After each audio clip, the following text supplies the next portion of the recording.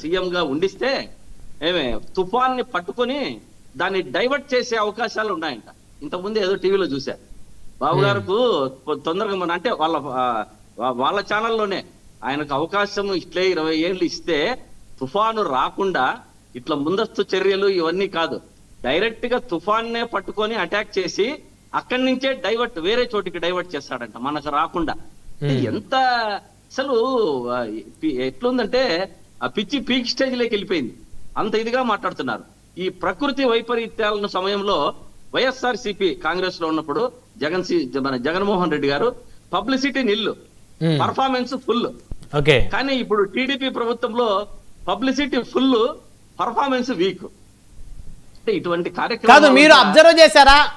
విశాఖ పరిసర ప్రాంతాలకు సంబంధించినటువంటి కూటమి శాసనసభ్యులు ఈ కాకినాడ, ఎందుకంటే ఎక్కువగా ఈ యొక్క తుఫాను ఎఫెక్టెడ్ ఏరియాస్, ఈ పోర్ట్లు ఉన్నటువంటి ఏరియాస్, ఈ కాకినాడ చుట్టుపక్కల ఉన్నటువంటి ఆ ప్రాంతాల్లో ఎమ్మెల్యేలు, ఎంపీలు వాళ్ళందరూ కూడా ప్రజల్లోనే ఉన్నారు కదా. అందరూ చూస్తున్నారు. ఎమ్మెల్యేలు, ఎంపీలు ఉన్నారు కానీ ముఖ్యమంత్రి గారు కానీ, పవన్ కళ్యాణ్ గారు కానీ, లోకేష్ బాబు గారు కానీ ఎక్కడ కనపడకుండా పాపం తుఫాన్ అయిన తర్వాత 2 రోజులకు వచ్చారు. కానీ ఇంకోటి చెప్పేది ఏమంటే, మామూలుగా ఈ యొక్క ఇటువంటి పరిస్థితుల్లో స్తుతి లేకుండా రివ్యూలు జరిగేవాడు జగన్మోహన్ రెడ్డి గారు.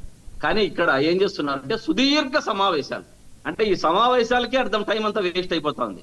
మళ్ళీ లోకేష్ బాబు గారి కోసం పబ్లిసిటీలు వారు రావాలా. నేను చెప్పేది ఏమంటే, ఈ పబ్లిసిటీలు ఇవి రాకుండా ముందస్తు జాగ్రత్తలు జగన్మోహన్ రెడ్డి గారు ముందస్తు జాగ్రత్తలు ముందే తీసుకునేవారు. మళ్ళీ వచ్చి ముందస్తు హెచ్చరికలు. ఇప్పుడు తుఫాన్ అంటే ముందస్తు జాగ్రత్తలు అంటే ఎలా తీసుకునేవాళ్ళు సార్?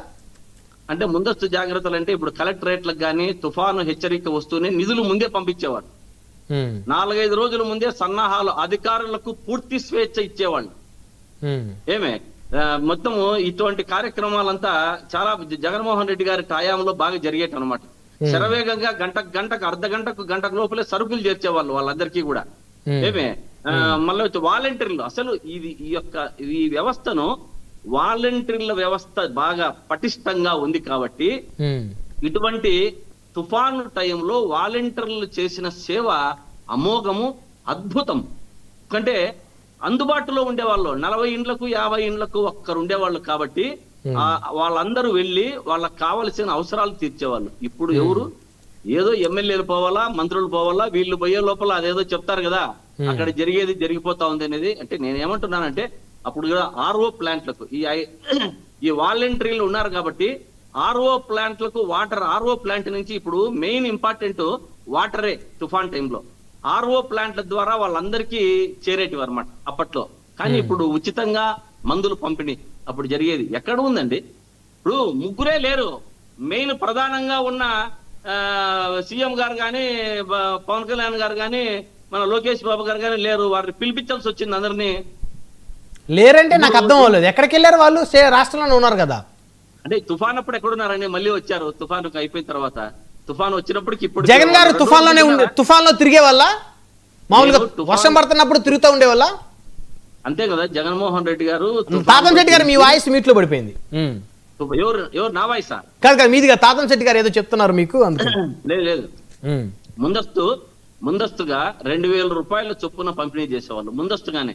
అంటే తుఫాను వచ్చేది మనకి చెప్పే చేస్తారు కాబట్టి వాళ్ళ దగ్గర డబ్బు ఉంటే ఏదైనా చేసుకోగలరు. ఇప్పుడు చేతులు కాలిన తర్వాత ఆకులు పట్టుకుంటే ఏం ఉపయోగం ఏముంది? చేతులు కాలక ముందే మనం వాళ్ళకి డబ్బులు ఇస్తే వాళ్ళు దాన్ని అరోకరో దగ్గర పెట్టుకొని మందులు గాని ఏదన్నా కొనుక్కునే ఇది గాని నిత్యావసర వస్తువులు అందేది లేట్ అయినా గానీ ఇట్లా చేసేవారు. ఇటువంటి విజన్ అంతా దీంతంతా కూడా విజన్ ఉన్న నాయకుడు జగన్మోహన్ రెడ్డి. కానీ క్షేత్రస్థాయికి తీసుకుపోలేకపోయారు అన్నది వాస్తవం. పెద్ద హడావిడి ఎక్కువ ఉంది. హడావిడి చాలా ఇస్రో లెవెల్లో నేను చెప్పాను కదా ఇంతకు ముందు, పైకి పంపించే రాకెట్ ని పంపించినట్ల ఆ హడావిడి ఎక్కువ ఉంది. కానీ ప్రభుత్వము పంట నష్టం అనేది ఇంకా కొంచెం వాళ్ళకు ఎక్కించాలి. ఈ యొక్క కార్యక్రమాలంతా మనము ముఖ్యమంత్రిగా మీరు ఉన్నప్పుడు మనము చేశాము అని